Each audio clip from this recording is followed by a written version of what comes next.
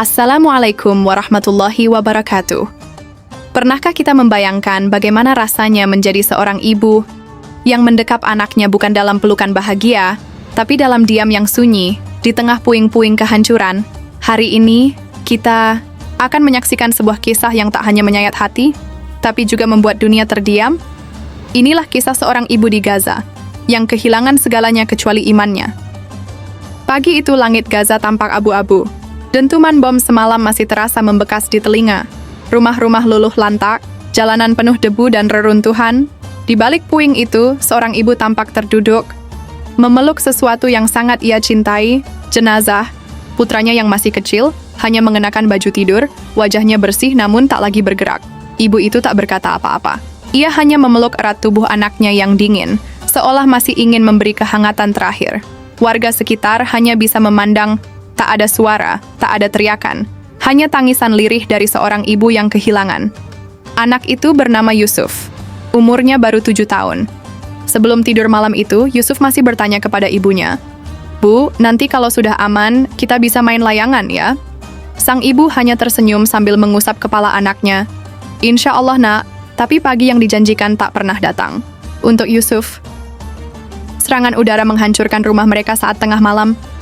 Yusuf ditemukan di antara reruntuhan, tak lagi bernyawa, dan ibunya masih menyebut namanya pelan-pelan sambil memeluk tubuh kecil itu, berharap semua ini hanya mimpi.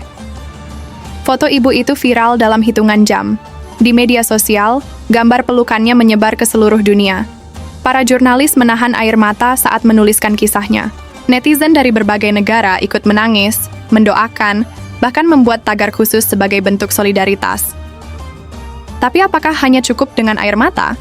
Apakah dunia hanya bisa terdiam, menyaksikan seorang ibu memeluk anaknya yang sudah tiada, tanpa bisa menghentikan kebiadaban yang terus berlangsung? Di hari pemakaman, Ibu Yusuf berkata dengan suara lirih, "Aku tahu Allah lebih menyayanginya. Tapi izinkan aku menangis hari ini, karena aku juga seorang ibu." Kalimat itu begitu dalam. Ia tak memaki, tak melontarkan kebencian. Ia hanya menyampaikan rindu yang takkan pernah bisa terbalas di dunia ini. Ketabahan sang ibu menjadi simbol kekuatan iman. Di tengah kehancuran ia tetap menyebut nama Allah. Ia tidak menyalahkan takdir meski hatinya remuk. Ia memilih sabar karena ia tahu semua akan kembali kepadanya.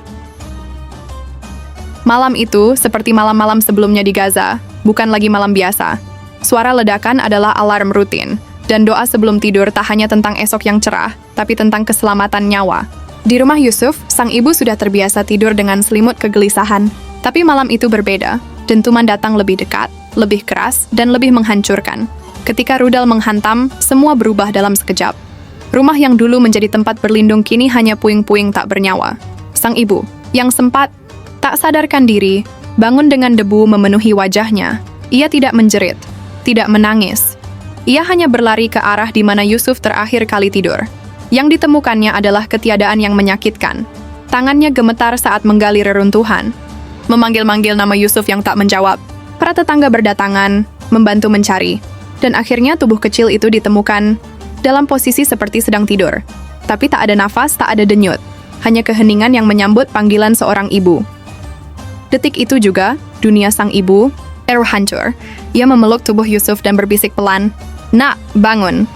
Kita harus pindah ke tempat aman." Tapi tidak ada jawaban. Yang ada hanyalah isak tertahan dan pelukan yang tak mau dilepas. Ia memeluk bukan untuk melepas, tapi untuk terakhir kalinya merasakan hangat anaknya, sebelum dunia benar-benar merebutnya. Di antara mereka yang menyaksikan kejadian itu, tak satu pun mampu berkata-kata. Para tetangga hanya menunduk, beberapa menangis diam-diam, yang lainnya mencoba menenangkan ibu Yusuf. Tapi tak ada satupun yang berani menyentuhnya.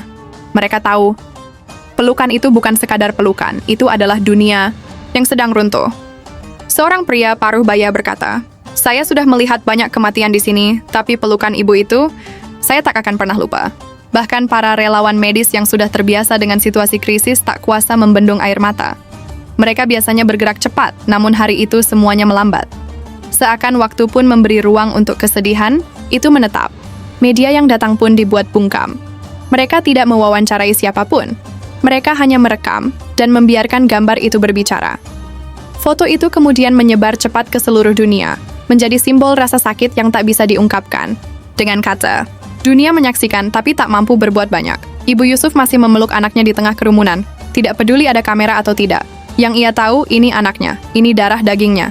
Dan ia ingin Yusuf tahu, meski dunia telah menghancurkan rumah mereka, kasih sayangnya tak akan pernah hancur, bahkan dalam kematian. Beberapa hari setelah pemakaman, rumah itu tinggal puing. Tiang-tiang yang dulu menjadi saksi tumbuhnya Yusuf kini tertutup abu dan serpihan kaca. Di sudut kamar yang dulunya tempat bermain, hanya tersisa mainan rusak dan potongan boneka kecil. Setiap sudutnya membawa kenangan yang menghantui.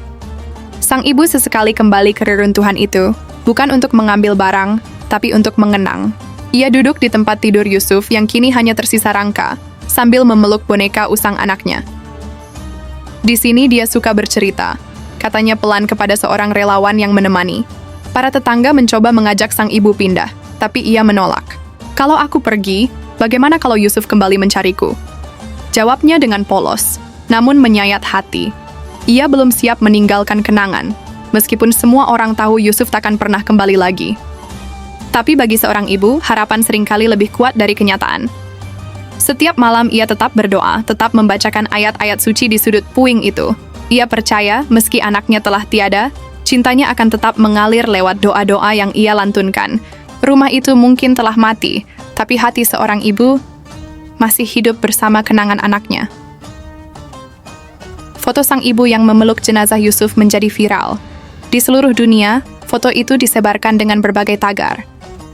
Pray for Gaza, Tensar Save Palestine, Kamsa Mother and Son. Tapi lebih dari sekadar viral, foto itu mengetuk hati mereka yang sebelumnya mungkin tak peduli.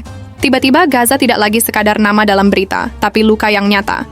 Sejumlah tokoh dunia bereaksi, beberapa menyerukan gencatan senjata, yang lainnya mengirim bantuan kemanusiaan. Namun seperti biasa, politik lebih lambat dari penderitaan. Bantuan datang tapi tak secepat rudal yang menghancurkan, dan dalam semua diskusi internasional itu, satu gambar masih terus beredar. Ibu yang memeluk anaknya yang telah pergi. Media-media besar memuat kisahnya. Para jurnalis menuliskan narasi penuh empati.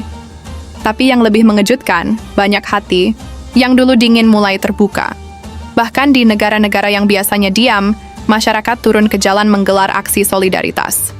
Semua berawal dari satu pelukan. Pelukan terakhir yang membuat dunia sadar.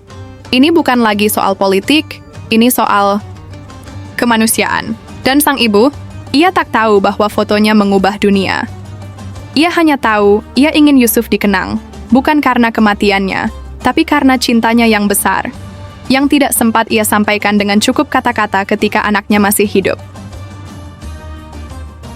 Hari demi hari berlalu, namun duka itu tidak pernah benar-benar pergi. Setiap malam, sang ibu masih mendekap selimut kosong, membayangkan anaknya sedang tidur di sisinya. Ia seringkali terbangun, berharap mendengar suara Yusuf memanggilnya minta air atau minta dibacakan cerita. Tapi malam-malam itu terlalu sunyi. Ia mencoba menjalani hari seperti biasa, tapi semuanya terasa hampa. Suara anak-anak tetangga bermain justru membuatnya menangis. Bukan karena cemburu, tapi karena rindu yang terlalu dalam. Setiap senyum anak lain mengingatkannya pada senyum Yusuf yang kini hanya tersimpan dalam foto. Orang-orang berkata waktu akan menyembuhkan, tapi bagi seorang ibu, kehilangan anak bukanlah luka yang sembuh, melainkan lubang yang menjadi bagian dari dirinya. Ia mungkin bisa tersenyum kembali, tapi hatinya tak akan pernah utuh lagi. Ia akan menjalani hidup, tapi sebagian jiwanya telah terkubur bersama Yusuf. Namun, yang luar biasa, meski air matanya belum kering, imannya tak pernah goyah. Ia tetap percaya pada kehendak Allah. Ia tahu Yusuf kini di tempat yang lebih baik, dan itu menjadi satu-satunya kekuatan yang membuatnya tetap berdiri, tetap bernapas, dan tetap mendoakan. Hari itu langit Gaza menangis. Hujan turun perlahan, membasahi tanah yang masih menyimpan jejak darah Yusuf. Di pemakaman kecil tempat jasad Yusuf dimakamkan, sang ibu datang dengan langkah pelan, mengenakan jilbab hitam dan membawa setangkai bunga. Ia duduk di samping makam anaknya, membacakan surah Yasin, suaranya lembut dan bergetar. Hujan membasahi wajahnya, bercampur dengan air mata yang tak lagi bisa ia tahan. Ia menyentuh nisan kecil Yusuf dan berkata lirih, "Maafkan ibu ya, nak. Ibu tak bisa melindungimu." Kata-kata itu tak terdengar oleh siapapun, tapi terasa berat, seakan bumi pun ikut menunduk mendengarnya. Tak ada kamera, Tak ada media, hanya seorang ibu dan doanya yang diam. Seorang gadis kecil mendekat, membawa selembar kertas bergambar. "Ini Yusuf ya?" tanyanya polos. Sang ibu tersenyum tipis dan mengangguk. Gadis itu meletakkan gambar itu di atas nisan. Anak-anak kecil di Gaza tak lagi asing dengan kematian. Mereka tak bertanya, "Kenapa?" Mereka hanya tahu kehilangan. Dan itulah luka paling dalam, luka yang menjadi biasa. Dalam hujan itu, para warga berdiri di kejauhan, menunduk dalam diam. Gaza mungkin gelap, tapi kasih seorang ibu yang tetap datang ke makam anaknya setiap hari memberi cahaya. Sebuah cahaya yang membuat orang-orang tetap bertahan di tanah yang terluka, di tanah yang terus menangis, namun tidak pernah menyerah. Kisah Ibu dan Yusuf bukan hanya menyentuh hati warga Gaza, tapi menggerakkan suara-suara yang lama bungkam. Di sekolah-sekolah pengungsi, para guru mulai menceritakan tentang Yusuf kepada murid-murid mereka.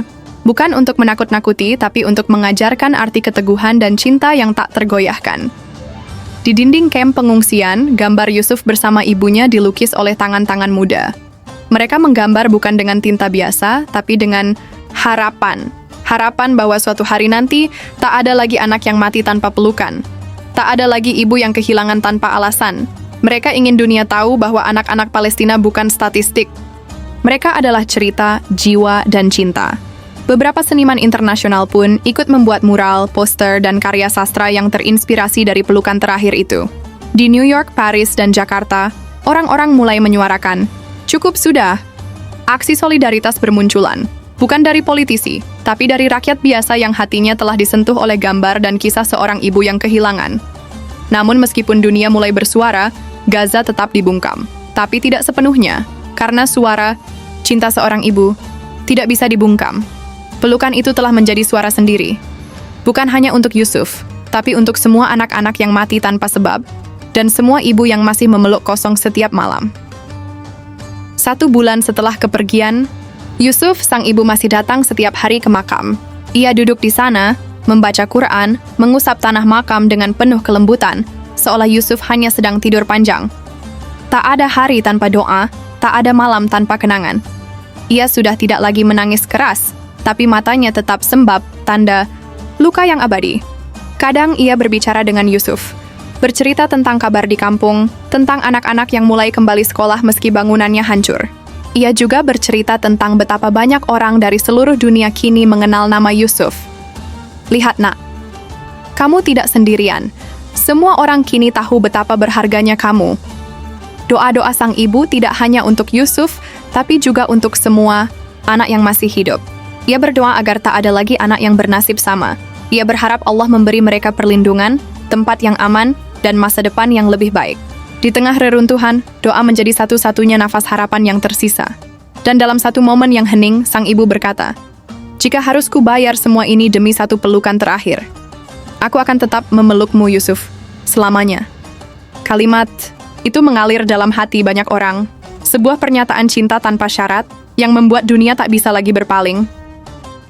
Dari seluruh tragedi yang menghantui dunia, kisah seorang ibu yang memeluk anaknya yang telah tiada selalu meninggalkan luka terdalam dalam hati manusia.